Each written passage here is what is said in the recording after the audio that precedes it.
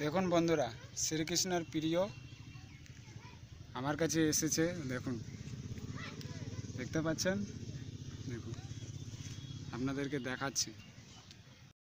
এমন যে ভালোবাসে, আপনাকে ভালোবাসবে। দেখুন, এটি হচ্ছে করুণ ভালোবাসা। দেখুন, আমি সামান্য এই জায়গায় বসেছি। আমার দেখুন,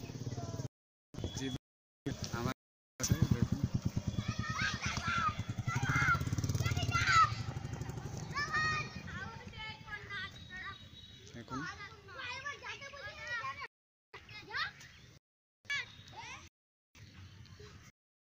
এই যে দেখুন, এই দেখছেন? দেখুন দেখুন বন্ধুরা, শত চেষ্টা করছি এখান থেকে তাড়াবার জন্য, তবুও যাচ্ছে না। দেখছেন? তার জন্যে সকলকেই বলবো, ভগবানের প্রতি ভালোবাসা করুন। ভেবেছে আমার বেগে খাবার আছে, কিন্তু খাবার নাই, কি করব? দেখুন, প্রিয় কুরুক্ষেত্র পরিবারবাসী, আজকে একটি মাঠে সময় স্থাপন করেছি। বহু ক্লান্তি বয়ে এই মাঠের প্রাঙ্গণে একটু সময় কাটাচ্ছি। দেখুন, এটি হচ্ছে মাঠ। তো এই মাঠে একটু সময় স্থাপিত করেছি ও ভগবানের করুণ ভালোবাসা দেখুন। সবচেয়ে প্রিয় শ্রীকৃষ্ণর যেই দৃশ্যটি দেখালাম, করুণ দৃশ্য, আমার কাছে সকলেই চলে এসেছে।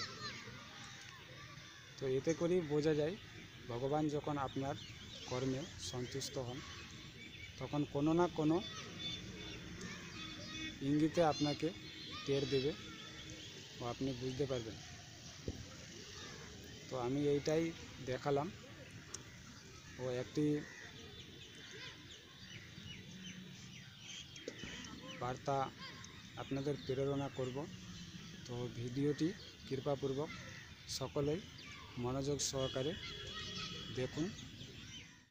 তো যেই প্রশ্নর সম্মুখীন হয়েছি, সেই প্রশ্নগুলোর উত্তর আগে দেওয়ার চেষ্টা করব, তবে প্রশ্নগুলো আপনাদের কাছে তুলে ধরব। তো আমার সূত্রে আমি বলে রাখি,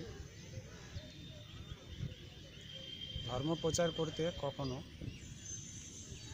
ধন দৌলতের প্রয়োজন পড়ে না।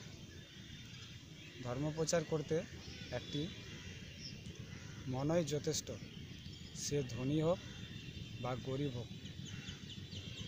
তো ধনী গরিবের মধ্যে যখন প্রশ্ন আসলো, তো বলে রাখি,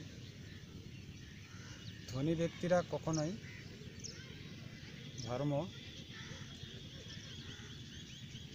পক্ষ ধারণ করতে চায় না। কেন? তারা সবসময় বলে, আমার টাকা পয়সা ধন দৌলত আছে,